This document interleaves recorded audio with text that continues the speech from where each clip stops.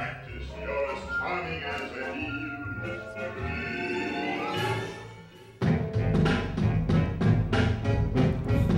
Hello. Got a little story to tell you guys today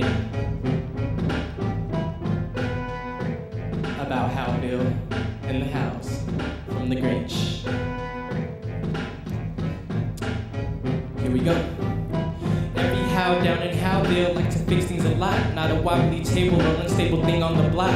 No problem down in Howville couldn't be solved, and every house was well kept. Not a spot till one day from a ways came and knocked at the doors. In a way, let me say, it was a day of remorse. Like a man went on a wind that suddenly blew off his course. A funny looking creature stuck in town like a storm. This funny looking thing was called a cootie, they say. The cootie on vacation came to Howville to play.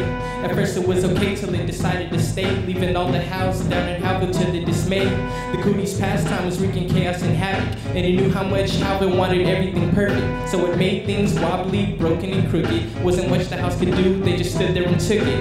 It knocked over houses, flipped over chairs, made all the house want to pull out their hair. All these imperfections was more than they could bear. It made all the house in Howville cry out in despair.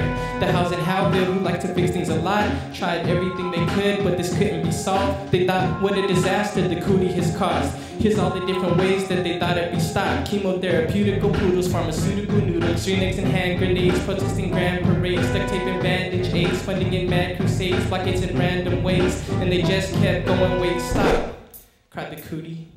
And all of Howville paused. Don't you see, said the cootie, you've got it all wrong. You've been fighting the wrong battle, this can't be won.